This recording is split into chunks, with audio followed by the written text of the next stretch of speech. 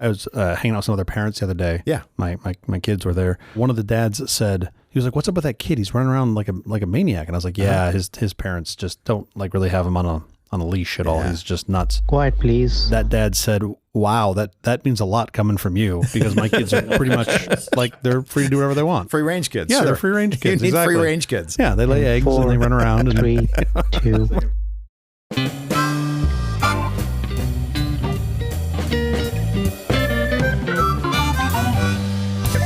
The Awful Company presents a truly terrible podcast. Welcome to Nonsense, episode number 18. I'm Jeff Parker. And I'm CJ Little. This is our take on the week's business, tech, and entertainment headlines. This time, we'll look at the trouble with Ticketmaster and the race to replace Twitter among Blue Sky and Mastodon, and Lemonade, and T2, and more. That's a long list of replacements. Oh, it gets longer. Hang on. I also want to be clear, we're only going to touch on some of the problems with Ticketmaster. There are a lot. Oh, yeah. No, We don't have the enough show's time. only so long. It's only so long. We only have so much tape. Yep. Yeah.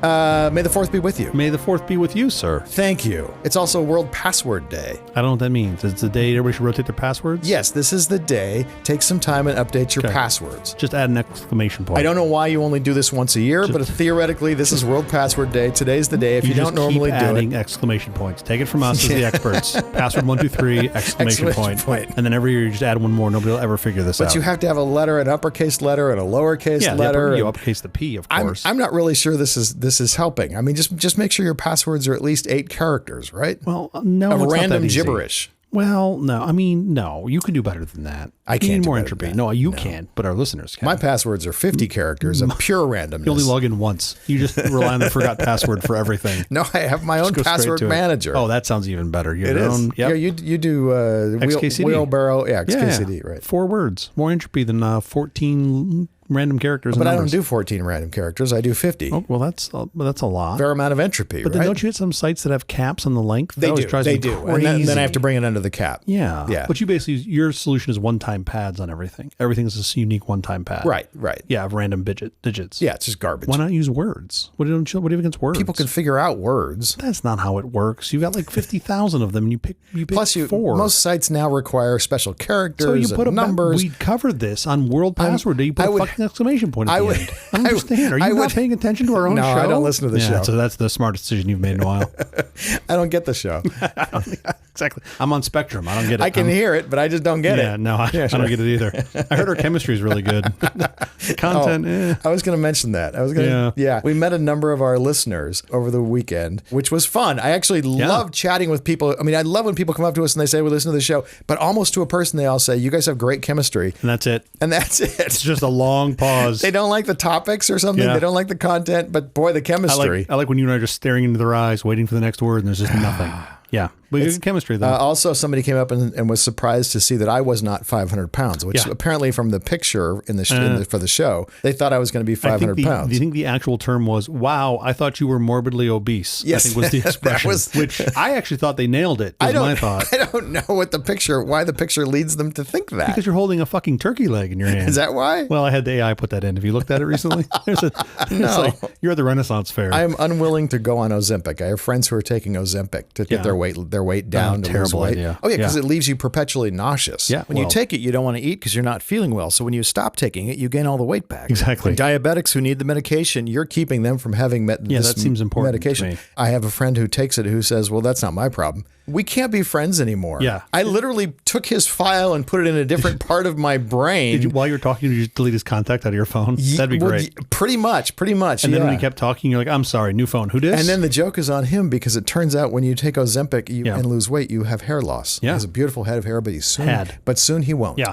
We didn't mention this, but it's also National Candied Orange Peel Day. I'm sorry. How deep down the rabbit hole do you have to go to find National Candied Orange Peel Day? I don't care, but I like candied orange peels. By the way, you know what? One of my favorite dark chocolate mixes is orange oil. Have you had orange oil with dark chocolate? This might be why people think I'm 500 pounds. We might have just come to the bottom of this mystery. Just figured it out. Yeah. But I'm the guy that makes all the barbecue. You would think they'd be thinking it was me that was 500 pounds. Or maybe they all just know I'm fat. And they're just like, we weren't surprised by you. You don't surprise us at But all. we thought the fat guy would be fatter, but he's not. Did you say dark chocolate?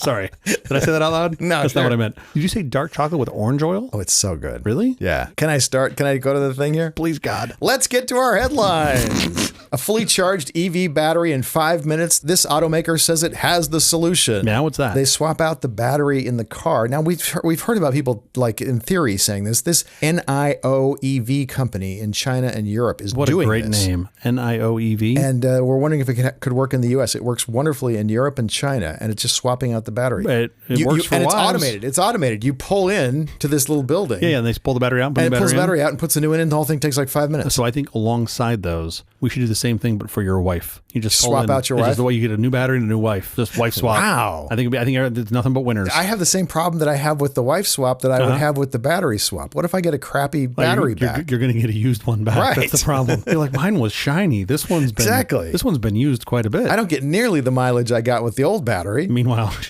she's on her second pack of smokes. Just drive me home, Jeffrey. Give it back. I want the old one back. That whole swap thing's never going to work for me. I think it might work for me for batteries. It might actually work fine for batteries. I think the battery swap idea is actually a really good one. Because you get 10,000 cycles on a lithium battery. That's like 10 years of battery life. You still would hope that there's like some sort of credit system so that you can, if you know the charge cycle when you get the battery, you're going to charge it a certain number of times. Right. And then when you give it back, that should be like decremented against your total count. Because you don't want to just... Because somebody who drives a lot. Yeah. Well, I'm sure you would probably pay every time you would swap out a battery. It's $3 to swap out your batteries or whatever it is. But you would think you'd want it to be balanced so that you're not, you don't want to go into the brand new battery and instead of charging, you swap it out and then you get some 2-year-old piece of shit that's been cycled out 1,000 times. But the very next time I go in to get a battery, I get a brand new battery from somebody who just, was the reverse of me. Well, so you hope, right? Yeah, that's why I think you need to incentivize them for You that. just have kind of a different mindset in that some batteries are going to be new, some batteries are going to be old, and you're going to get your assortment of them. Yeah, I don't know. I think people would be like, I got a new battery. I'm not going to go to the battery swap. Password stealing macOS keychain malware spotted for sale on Telegram. Now, here's the cool thing about this. This is the Atomic macOS Stealer, which is being sold on Telegram for $1,000 a month, has access to keychain password, system information, and files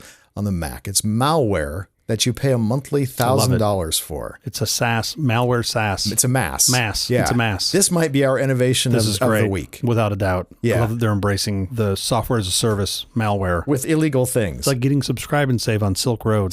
I'd like my meth delivered every day. You get a 15% discount. You know that if you sign up. I mean, allegedly. God. I don't know. That's what I heard. Subscribe and save on Silk Road. Like, that'd be brilliant. Of course it would. Yeah. Funny. I mean, you're not going to not stop taking meth, so let's just have it delivered to your house. Have it delivered on a Why would you have to go back and order every week? I don't want to go back and click on buttons. That's crazy. Yeah, I found a supplier I like and just send it over. It's great. It's cheaper. Someday on this show, we're going to discuss Silk Road. We should. Fascinating story. There's a lot to dig into there. I think there's a script there for us to write. Let's just have ChatGPT write it. Oh my God, that's a brilliant idea. It'll be terrible. Why would we have to write it? We'll just put in a couple prompts. No, that's it. And the Academy Award for Best Prompt Writing goes to CJ and Jeff Parker. Yay! This is the thing that actually kind of amazes me. That my kids' schools really locked down hard on ChatGPT and bot writing essays and things like that. They've made a strong stance against this, and it kind of feels like what you're not doing is teaching kids how they're going to operate in the future. Yeah. What you might want to do is teach them to write prompts. Teach them. You have to learn how to write, of course, absolutely, of course, but also teach them how to use tools that will be in their world. That's the problem with the typewriter. You have to handwrite. None of this typewriter stuff. You have to learn to handwrite. It's like, come on, 100%. Guys. My generation, this is going to give away exactly how old I am. I'm 29. My sister's class was not allowed to use calculators on tests. Yep. My generation, my gang, 3 years after my sister, we were allowed to use calculators. Why are we sluggish? This isn't going away. Right. Like this is the technology. Teach them how to use it. It turns out the calculator didn't go away. I think I paid $390 for my calculator back then. And I'm sure. That was money well spent. Yeah. No, totally. I'm sure it probably somewhere still runs. Well, yeah. There's just 3 guys in a box that move the fucking rocks around on the abacus. The abacus. You're like, what are those guys? Who little feeds tiny them? squirrels? Like, I don't know. It's a service. I had the exact same argument, by the way, in college with the dean of my school, the engineering school, because we were cranking out people in the 90s who had never had to write a line of web code ever. Yeah, I'm like, sure. how is this possible? Like, the internet has changed the world. And I at least knew this in the late 90s. And they're like, you don't know about that. It's like, well, how is that possible? Oh, it wasn't that they were using like some application to write the code for them. Nothing web They were related not writing anything web related at all. Not a line of HTML. Insane. There was one elective you could take. HTML? What were you trying to write? CS351. Oh, wow. Class I knew really well, and I really liked What would they teach you? What were they teaching you in the 90s? The guy who taught it started us with SGML, which I thought was a great place to start. Great. And then HTML, and that was it. Like, I think that was where we spent all of our time. We covered HTTP too. We actually went pretty deep into HTTP. Oh, you spec. did? Yeah. Well, that's important. Yeah, totally. Like, and then like everybody needs to know, they should know something about the web. What engineer hasn't touched something on the web in the past 20 years? Of course. That's less than 90. Even if you're just writing a little something to control something else, Exactly. usually now it's always through the whether web. you like it or not, it's Right. all JavaScript and HTTP. Dementia patients rally just before death. You could just go first person and say me. And now scientists want to know why. This has happened this is for crazy. hundreds of years. This has been observed. Patients who have had dementia for years, decades, all of a sudden will have a lucid number of hours just before they die. And they think they can figure out maybe how to reverse dementia if they can figure out why this is occurring. Yeah. What happened in this case? One of the most dramatic cases in the study was someone who actually got out of bed after having had dementia for decades, went to the family dining room, had a steak, and engaged with his family, returned to bed, went to sleep, and passed away the next day. Maybe he just didn't like his family. That's what I think it was. He might have just not liked being around his family. He's just like, you know what? And then or he just the steak was just terrible there. He's super allergic to meat. He's been a vegan for 30 years. He's like, you know what? Fuck it. Today, I'm going to talk to my family. I'm going to have a steak. And that was the end. Not sure which one killed him, but one of them. This is the way I'm going to do myself in. I'm going to have that steak. And afterwards, he's like, the steak was really good, but Jesus Christ, Betsy just won't shut up. Those people. Those fucking people. Now I know I've been staying in my room for 30 years. He's just been in his room playing Fortnite for the past decade. I think this is really cool. I think this is super interesting. And there's been documented cases of this for decades. For centuries. For centuries. Yeah. They've documented cases. Like in my case, my last moment was to be like, oh, look at that bus is getting a lot bigger. The UK does not want Microsoft's Activision Blizzard deal. So what happens next? Are they still grumpy about the Clippy thing from years ago? They have good grounds if that's really what was bothering them. I was but no, actually what they're upset about is even stranger. They're upset about streaming, game streaming, which is like not even really a business. There's like 12 people that use that. There are maybe 12 on a good day. And 11 of them are on Activision. So that's why it's a monopoly, because they have all of them. You would think it would be Call of Duty or something related to Sony PlayStation and the games that they have that go on Sony PlayStation. Spin it out in the UK and like the merger goes on elsewhere? Like I know the UK is a huge chunk of their market, but it's not all of the market. UK is a giant market. Yeah. And what happens to all those people in the UK who now can't play Call of Duty? They just play Fortnite. The other 9,000 titles that Activision Blizzard puts out. Yeah. This sounds complicated. Tough. Godfather of AI quits Google with regrets and fears about his life's work. Did he one day ask the AI for a favor? A favor? Did you ever see The Godfather? Man, I got to explain all of these to you. Geoffrey Hinton, who alongside with two other so-called godfathers of AI, won the 2018 Turing Award for their foundational work that led to the current boom in artificial intelligence. It's literally how we got ChatGPT and Bard and all the rest of it from their work. And he has left Google because he is worried about all of the deep fakes. He's worried about, all other things that he has created. Okay, he's not wrong. It was going to happen anyway. He thinks it's going to disseminate a bunch of lies and you're not going to be able to tell reality from unreality. Can't just use AI to detect bad AI? You'd think he'd stay in to make his invention so that it was not so easily used by bad actors. I mean, in the beginning of the days of the printing press, people would come after printing presses with axes and bust them up because they were afraid this thing is going to be able to disseminate lies very, very quickly. Yeah, and it turns out it could. So it could also disseminate truth. And they were also afraid that there was going to be an enormous amount of job loss because of the printing all the scribes. Press. Turns out all those scribes did go out of business. That will happen with AI. There will be an enormous amount of dislocation. Yeah, exactly. A very smart friend of mine said, "Don't be so quick to dismiss people who are fearful of AI because people are fearful of things they don't understand, and a lot of people don't understand AI." It's the old Arthur C. Clarke quote, right? Like any good technology is indistinguishable from magic. Yes, and that's where we are. Yeah. Like the AI looks like magic, but as it turns out, but in a week or two, it's not going to look like magic. Although if you could get an AI to perform as well as magic did and like play on like a biped, that would be amazing. That will come, right? Oh, for You're talking about the robot basketball players. That will 100% come. God, I can't wait to go to one of those games. Yeah. See, now I'm into like basketball and I'm into baseball. Sure. To see the robots play. Then they have lasers, and they will be much better than human players because they can be, and they never get tired. Backlash against AI supermodels triggers wider fears in fashion workforce. This is a related story. people who have created fashion models who are not real. They're artificial. They're essentially 3D models. I think they're probably 2D. They're pretty thin. Sure. The real ones are 2D. Exactly. Then bringing them into 3D was a whole new step forward. Exactly. But they're AI created and they wear clothes for Levi's and other brands, and actual models and modeling agencies are upset because there's going to be a lot less work for real models. They can just go to their fallback job of being a neurosurgeon or whatever. Many of them will go back to being neurosurgeons. Yes. I mean, we need more neurosurgeons. I think this is an accurate fear. I think in this case, they are correct to be afraid. A lot of jobs will go away. Yeah. And modeling probably will go away, to a large extent. That's why I'm doing this podcast, because my modeling career is going to be over. Is that it? That's it. That's why I'm doing this. I'm trying to diversify. I'm impressed at how forward-looking you are. My eyes are up here, Jeffrey. Okay. Okay, enough with the headlines. Up next, CJ is going to talk about the companies we hate the most, or at least one company we hate the most. Yeah, it's a long list, isn't it, these days? Yeah.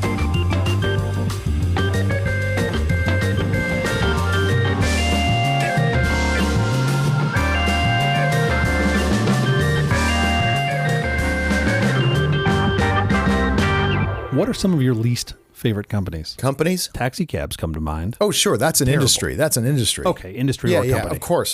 The fact that they won't let us drive anywhere near LAX with mass transit. Sure. Wireless carriers, pretty high on the list. Most people hate their wireless carriers. Nobody runs around going, oh, God, I love AT&T. They're so good. I'm with T-Mobile, and I used to be with AT&T. I really hated AT&T. Yeah. Data speeds in Los Angeles. Terrible. On T-Mobile fly. Oh, really? Yeah. I've heard it's good. I'm actually pretty happy with it. Cable companies, Comcast, Spectrum, Charter. No one ever runs around going, oh, God, I love Comcast. Yeah, and I don't like all the downtime. I mean, exactly. We go offline a lot. And the fact that it's basically, at least from a high-speed network perspective, a monopoly because you can't get anybody else. Basically is a monopoly. Even in Los Angeles, where there are 4 million people in the city, I have one option. I technically have two. I have two options, right. Yeah, but my second option is, wait for it, 1.5 megabits. Oh, yeah, right. It's not really a viable option. As high speed. Right. So it's like I have one choice. You can have any provider you want as long as it's Spectrum. Yeah. Facebook, pretty high on the list. Meta. I don't use Facebook. I don't know. Yeah, but most people dislike them. You're not a big fan of surveillance ads. There was probably a time where I didn't like them, and now I don't ever have to think about them. How are you? Literally never go on there. How are you going to know what all the Karens are doing? Well, and also all my parents' friends. How am I going to know what they're doing? Because that's really what my Facebook account had become. So Ticketmaster is commonly on the list for companies that people hate, right? For sure. Because you don't have another choice. Right. Like you really don't. Why don't I have another choice? That's my question. That's really what I wanted to talk about. This doesn't seem like a complicated thing. So Ticketmaster's been around forever.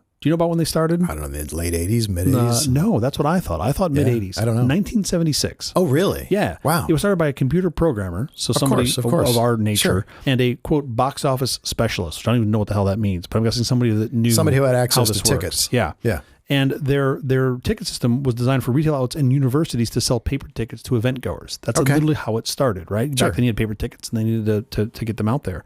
And then we had paper tickets until 5 or 6 years ago. I know, which is crazy. Just wasn't that long ago. At the time, and I don't know if you remember this. I do not remember this at all, and I would thought that I would have. Their largest competitor. Do you remember what the name of Ticketmaster's largest competitor was in the early 80s? Ticket Novice? Ticketron. Oh, I remember Ticketron. Of course. I don't remember that name at all. Gone? So Ticketron was wiped out in the 90s. Oh, wow. In the early 90s. Thank you, Ticketmaster. I totally remember Ticketron. I don't at all. But they overtook them by sort of the mid-'80s and became a major player. In 93, do you know who bought Ticketmaster? Another computer guy. I'll give you a hint. Yeah. It's Paul Allen. Paul Allen. You are correct. So he bought 80% of the company for $320 million in 1993 dollars. Cheap at twice the price. But at that time, they're doing over $1 billion in sales. Yeah. In 1993 dollars. They were selling about... By the way, the margins that they must make off of those tickets has got to be just massive. Can it be over 100%? I don't know how you get over 100% margin, exactly. But somehow they figured it out. Because there's no cost to what they're doing. Like you literally, once you deploy the network, which now the network cost is basically zero. Almost zero, yeah. Very it's just marketing. It's like Visa and MasterCard. Like you're just marketing at this point. But even what the fuck is Ticketmaster actually marketing? Nobody goes, and goes, oh my God, I'm going to the next Ticketmaster show. No, of course. They're seeing the fucking act that's underneath it. Taylor Swift. Yeah, so grumpy. Well, no, you don't get to see that. That broke the system. You don't get the tickets, yes. Turns out in the code it said, if Taylor Swift, then, break. Sleep zero, wall one. Just goes dark forever. And then it was bought in the late 90s by IAC.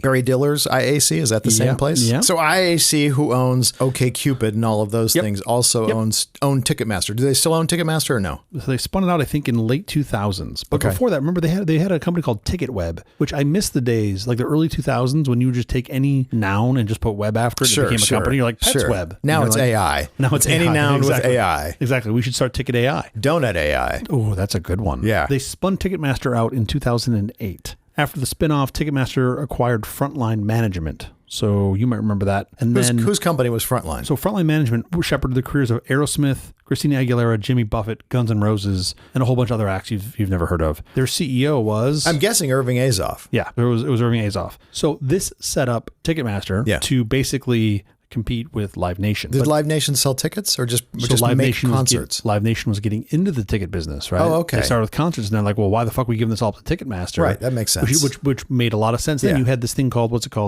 competition. Yes. Which was kind of like interesting. And I remember not really knowing a hell of a lot about antitrust then, but then they merged. Ticketmaster and Live Nation. Yeah. Yeah. Well, sure, that solves the problem. Yeah, of course. The problem that they have of having, that word? Competition. Yeah, that went away. I don't know why there aren't 10,000 of these Ticketmaster companies. This is the easiest piece of tech you could possibly put together. I think they took a page from Mr. Gates's book, and with a lot of these venues, they would sign exclusive deals. They'd lock up all the venues. Well, you have a finite number of venues, right? So but they can't have maybe they've got 70% of the venues. How come somebody doesn't come along and grab the other 30? Well, I think the 30 are like terrible. It's like your backyard is the venue. Fine, but at least you start, and then you move to 31%, and then you move to 30%. I think that's what we're doing right now, but I think they've capped out. I really don't know, but it seems like that's been a pretty steady percentage of penetration because they do these favored deals with the large venues, and they're just not going to move. Of course. Right? Why would you move off the largest guy and go somewhere secondary when you know that they can, in theory, quote, handle it? Because your artist hates them. So that's what seems interesting to me is the artist owns, from my perspective, the artist owns the consumer way more than Ticketmaster. Right, especially like now, everybody hates Ticketmaster. I went to some show recently. It was like a really small show. The convenience fee was literally 90% of the ticket value. Sure. In what fucking world is that possible? And it's like, if you frame it as, well, otherwise you have to drive to the box office. Okay, sure, you're right. It's more convenient than that. But it costs you nothing. It costs you less to have than having a person in a box office. I don't like going back to that argument. I'm not saying it's true. Wrong.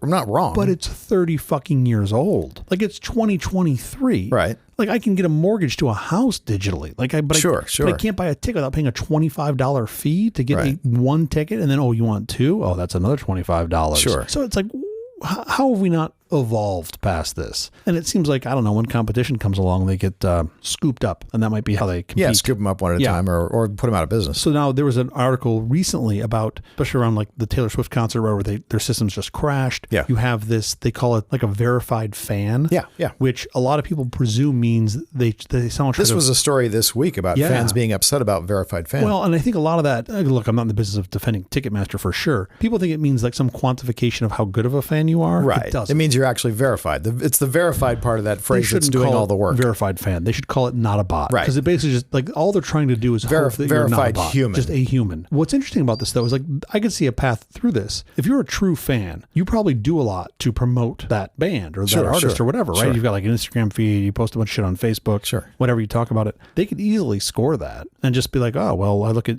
Jeff Parker online and he talks a lot about the Eagles. He's an Eagles fan. So you put him sort of maybe not top of the list. Ticketmaster has no reason to want to do that. That's not of any... That's the opposite of what they want. They have incentive to be the opposite. You'd argue they love bots, right? They just consume all of the shit. If you were a big enough artist, you could say people in my actual paid fan club. Sure. Because you're assuming the people who are actually paying to be in the fan club are not bots. That's what The Cure did. The Cure... Oh, yeah. Something that's crazy. You just print the fucking name on the ticket and then make the staff confirm the name to the actual ID. I have mixed feelings about that because what if you get up getting sick? You can't sell you can't scalp your ticket. Okay, so you get a couple one-time mulligans. You can sell to some, like, there's a path through that. I'm sure it'll be abused, but there's a path, like, I can take your ID or whatever, you've got a one-time code. I mean, here's what artists don't know. If Ticketmaster is absconding with a bunch of the tickets themselves to then put them on the resale market, the secondary market, because you make so much money off of the secondary market. Here's a viewpoint that's interesting that I think I might surprise you by a little bit. So the secondary market really tries to match supply to demand,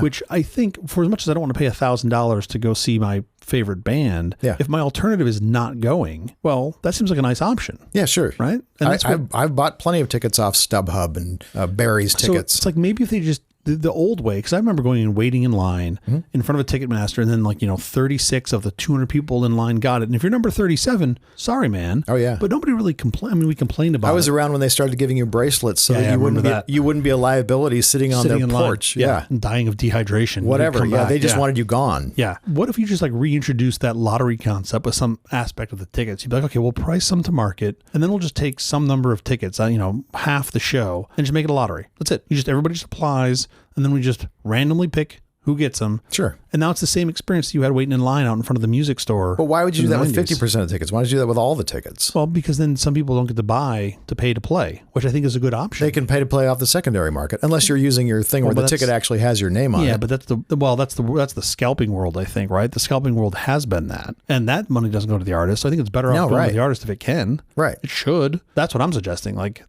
get rid of the scalping world and instead just say, here's all the tickets. We're going to have some cleaved off that people can pay to buy. And then the rest is for the fans. Right. Lottery, you can pick. You can pick what you want. And if you don't get a ticket out of the lottery, okay, you didn't get a ticket. You can buy it off the secondary market if you so choose. Yeah. But at least you get that same version that you had in the 80s and 90s of waiting in line, which was effectively a lottery. Right. Well, you just got there first. Yes, but there's still like a lottery element. Yeah, you might have been the third guy in line. Someone might not get tickets if everybody else, sold them out first. There's a deep rabbit hole on this that you could make this better, where people could buy everything on a ledger. You have everything, you have like the contract that distributes all of the funds. It's all open. Why don't artists insist that, like The Cure, that their fan club, people in their fan club have first dibs on tickets? I think they do in some regard. I don't see many artists doing that. I think they do. I mean, I think Taylor Swift did this. I think The Cure actually tried doing it too. The Cure is the famous one. Yeah. I mean, it totally makes sense. But then what's to say that you, Jeff Scalpers R Us, can't be in the fan club too and buy 10. But you got to pay to be in the fan club. So you're going to pay a little thing and we're going to... The fucking scalpers are for sure. It's huge margin. Right. You have to be in the fan club for a certain amount of time before you're eligible for the ticket purchase. I don't know. You got to put layers and layers on this shit. Yeah, sure.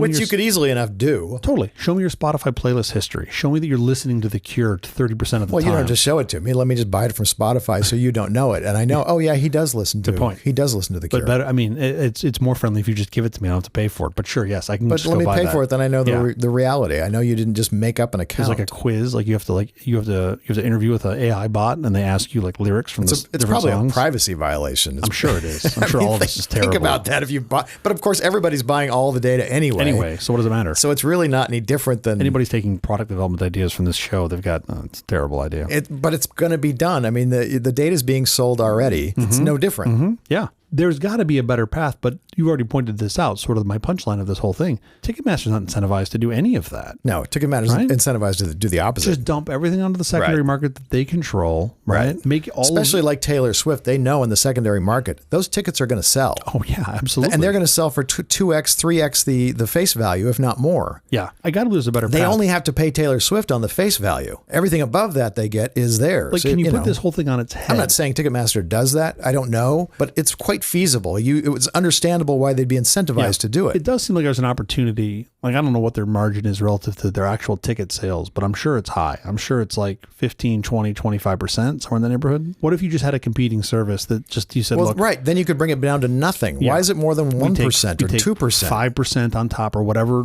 some low number. Sure. It can be a small number. Let the band figure it out, or the artist. Like, what do you want? You want to like lottery the whole thing? You want to? This is one of those things. This is one of those things that the European Union has woken up on software. Yeah. And they are busting everybody's chops on software left and right, which is great. Somebody needed to do this, and for whatever reason, the U.S. government was doing none of it. Even the privacy stuff that the EU has gone in. They need to come in and break up these connections between Ticketmaster and venues. The venues. Yeah, the venues are what's problematic. I could see a world where you could make this all OSS, but I don't think anybody's really incentivized to do it. Maybe you got enough fans that would do it. But I just think having some competing services that they could shop and choose and give all the control to the artist at the end of the day. Yeah. Let them pick. You want it to be 98% lottery? Okay. Like, it's just a knob you set when you set up the concert. Let them figure it out. You want all to be secondary market? Okay, that's your choice as an artist. And maybe even legally control it. By the way, Ticketmaster had to go in front of the Senate and answer for the Taylor Swift fiasco that they caused. Yeah, that particular one really stuck out to me because they had to know that was coming. They absolutely had to know that was coming. Of course. They had all the data.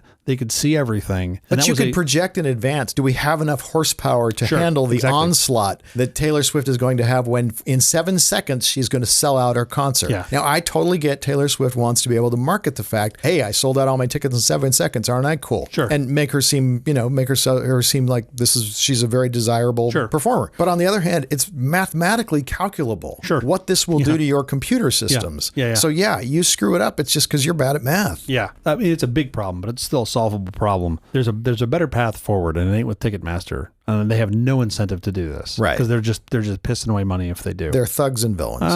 Well, that's you saying it. I don't know if that's true. And I want my good tickets. So no, Ticketmaster is the greatest company that ever lived. I've already got Wells Fargo on my ass. I don't need Ticketmaster coming after me too. So how about you take this one, buddy? That is Jeff Parker at hotmail.com. There's never been a company I've loved more than Ticketmaster. Ticketmaster. Oh, that is such a convenience. Every time I pay that fee, I just feel so convenient. I'm so thankful I don't have to drive down and pick up my tickets. No, it's really good. You should all get all 6 of them with the $100 convenience fee. Yeah, it's very convenient. You know what I'd much rather have than that $100? Those 6 tickets. Exactly. Thanks, Ticketmaster. Really doing it great. Well, you're the best brand. You know what I like to do? When I go to the show, I take a taxi cab. I take a taxi cab with my Ticketmaster tickets to get down there. These are the greatest people who ever lived. It's a lovely time. And then I eat my Monsanto tomato while I'm browsing the internet using my Spectrum wireless phone. And I really enjoy ordering my tickets using my Spectrum cable connection. Absolutely. My Spectrum, what is it called? Spectrum internet connection. Yep. And then I like to go look up my credit score on Equifax. These are all the companies that I love. Well, up next, Jeff's going to talk about apps that are competing to be the next Twitter. And there's one or two. Who wakes up and says, I want to be the next Twitter. I want to be the next clusterfuck of the internet. Apparently everyone in San Francisco. Yeah. That is probably accurate.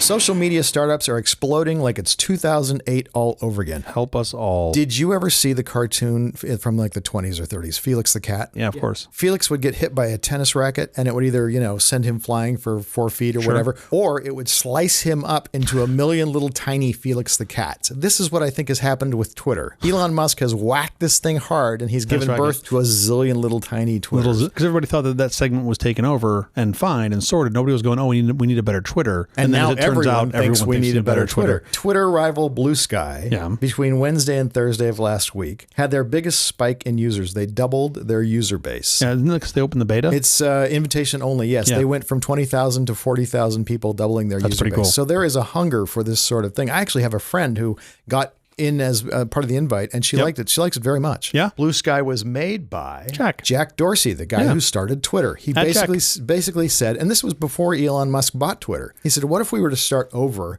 and make Twitter? What would we do to make Twitter? We learned a lot of shit in the past 15 years. What would we do to make it better? Now, he's basically made Mastodon, which we'll talk about in a second, except he's made it so that you can have a privately owned Mastodon. Yeah. By the way, they call it a special kind of company. They call it a public benefit corporation. Yeah. Are you familiar with this term? Yeah, this was how I thought OpenAI started. This is a nonsense delineation. It's a C Corp. They actually call it a B Corp because it's public benefit, but it's a C Corp. It is essentially a privately owned corporation that says we're do-gooders. You can't call us a C Corp. You're not really for the public benefit. Sure. You're for the benefit of the shareholders. Okay. Nothing wrong with that. Sure. Absolutely nothing wrong with that. You're saying call a spade a spade? Call a spade a spade. And now let's get to the 10,000-pound elephant in the room, which is Mastodon. It has more than 2 million active users. Now compare that to Twitter, which has nearly 260 million active users. Well, I mean, again, to your point, you got to start somewhere. I'm impressed that Mastodon has 2 million active users. That's pretty great. And a lot of it, I'm sure, is cross-posted stuff from other platforms. Because if you're a creator, cross-posting kind of seems like you don't have much choice. Yeah, you want to reach as many people as possible. Cross-posting is the way to do it. A lot of people that are leaving Twitter,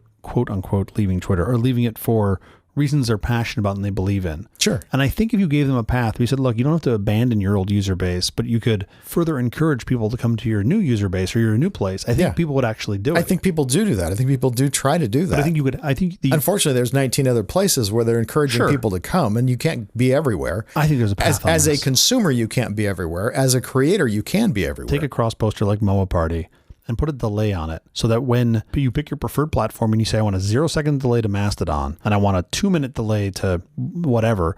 And then when it goes to Twitter, I want you to just like misspell a bunch of words and it just transforms it.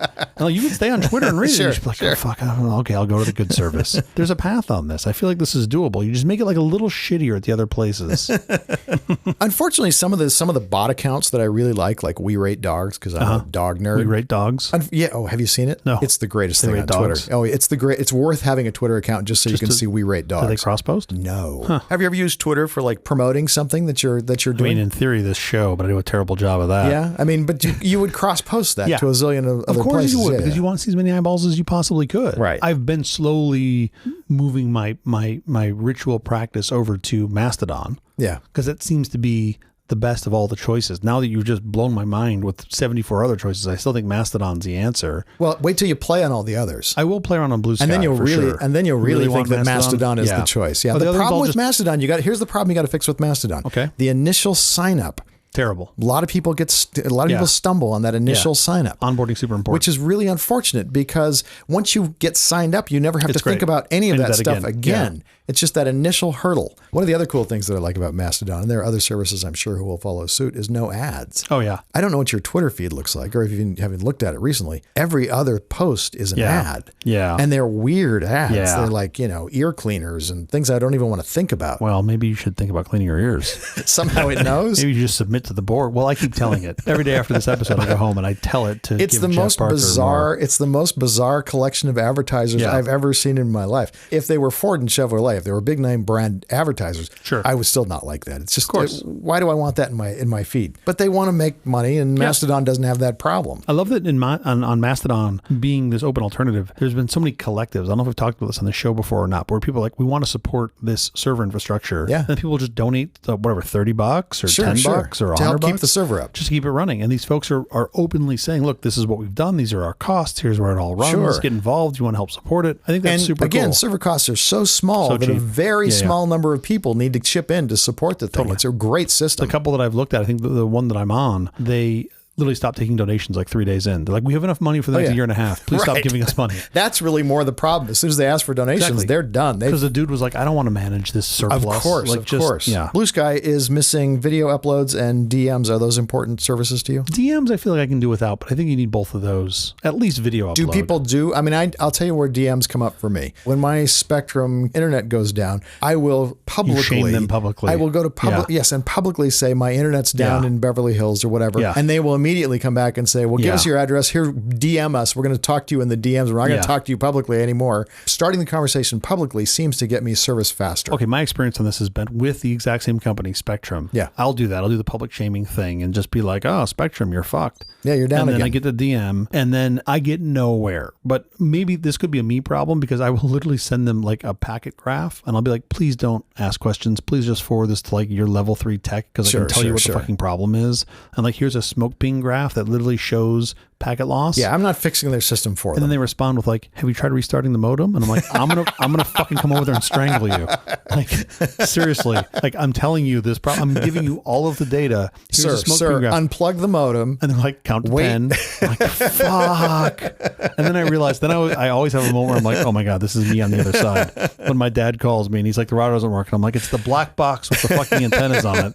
And he unplugs the microwave. And I'm like, no, you don't put food in it. And then when you finally get them there, his internet works, and then you're the hero. I'm kind of surprised that Blue Sky exists, because Mastodon's been around for so much longer, and it is basically Mastodon knocked off in a way that it can be made for profit. Yeah, it's federated also. I mean, they're really knocking it off in a lot of different ways. Which I think is why it exists. By the way, you just figured it out. Maybe.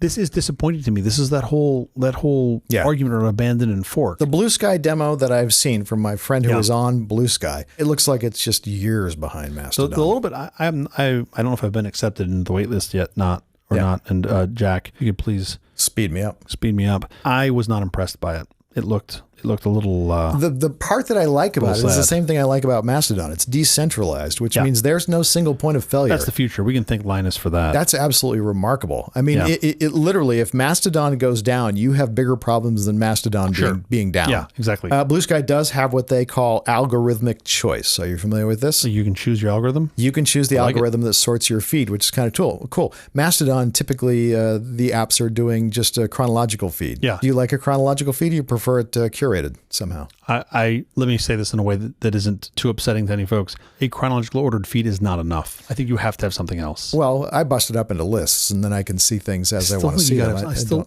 I want to see what's interesting to me. In the case of most social media, it's just dead wrong. What they're showing me is the things they want to show me, of course, and not the things that I want to see. So it actually makes things worse than a chronological feed. The current implementation, but there is an implementation that is better. There's a theoretical implementation that's better. I don't think it's theoretical. I I haven't seen anyone do it. Have you? Well, they haven't been incentivized to do it. Why would they won't be be incentivized to maximize profit? That's exactly the Blue Sky is going to be incentivized to maximize but I'm profit. saying about Mastodon, even though it's called a public benefit corporation. Yeah, okay. Well, no, Public is actually the name of their company. Exactly. The name of the company is Public.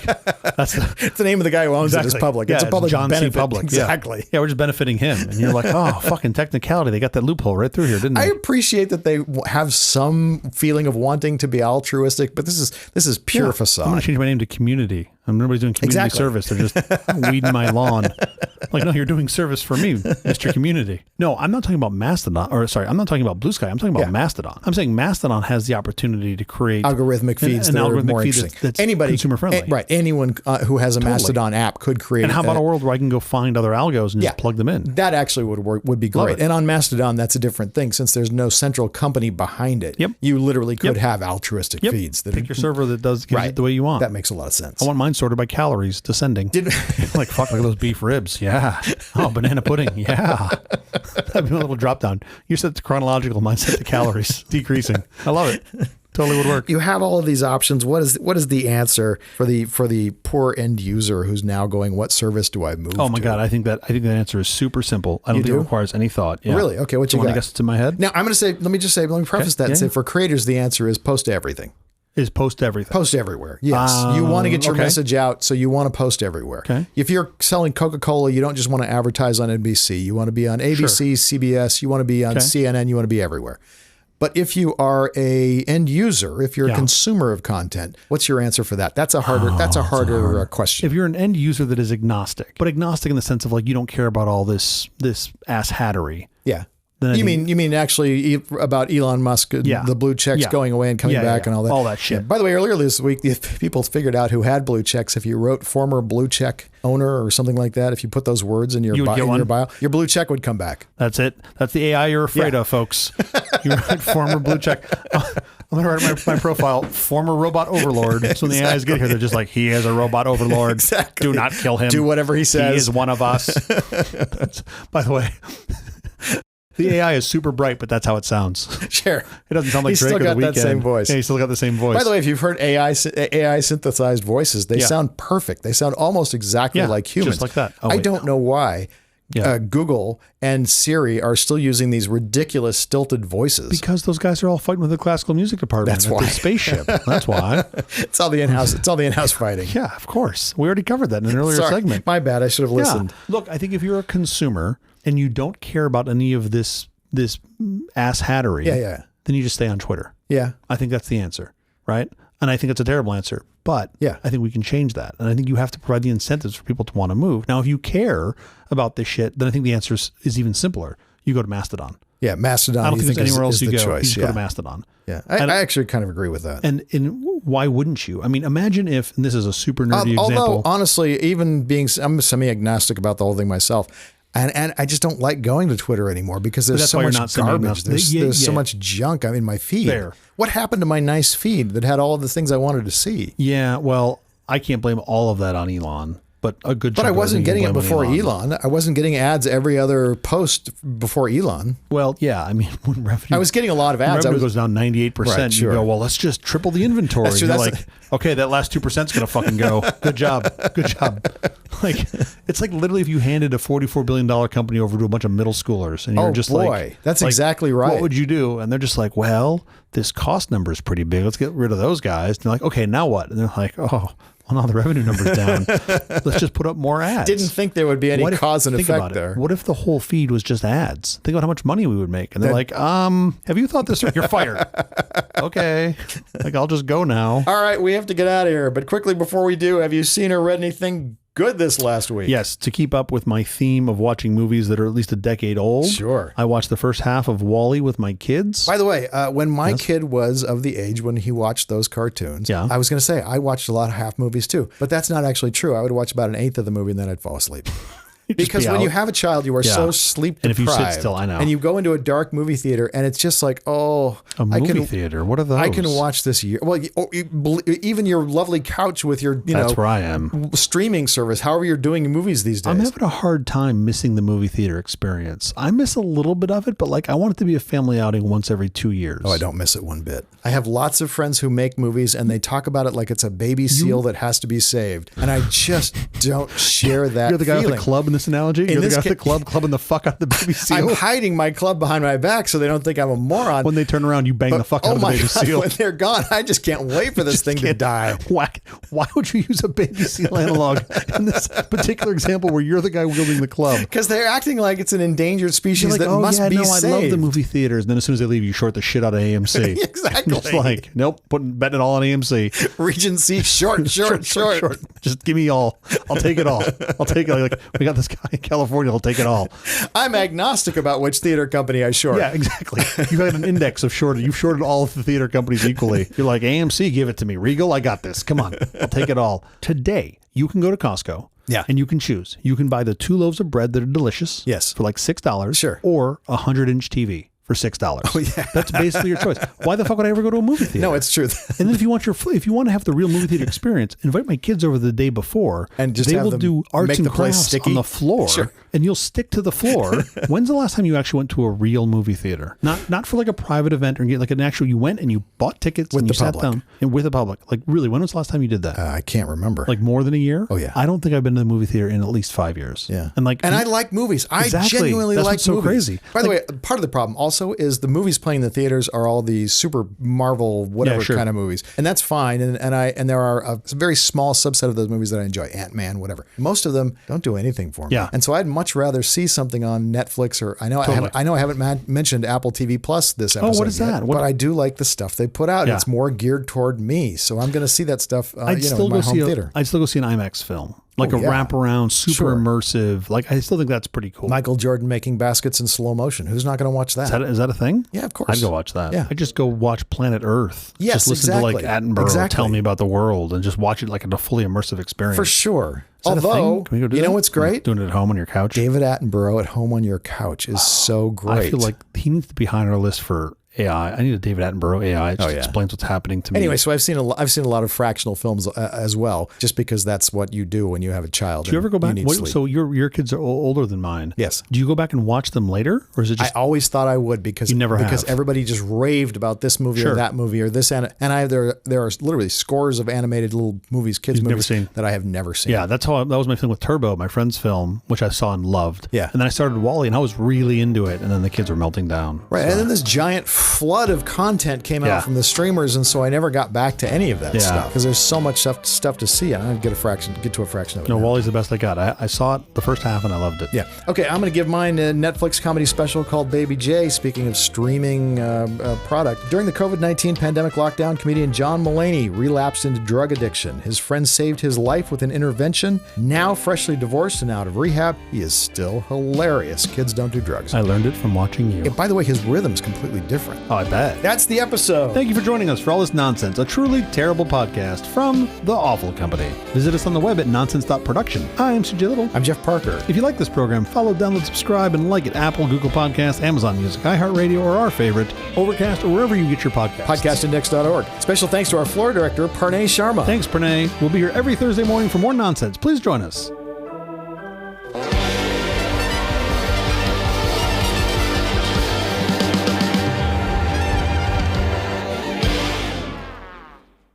We might not want to use that soundbite as our trailer, by the way. What's that? Some other assholes suck it down and sell it. We might want context on that. I'm just saying, when you edit this later, put some context is at the front. important. Yeah. Sure.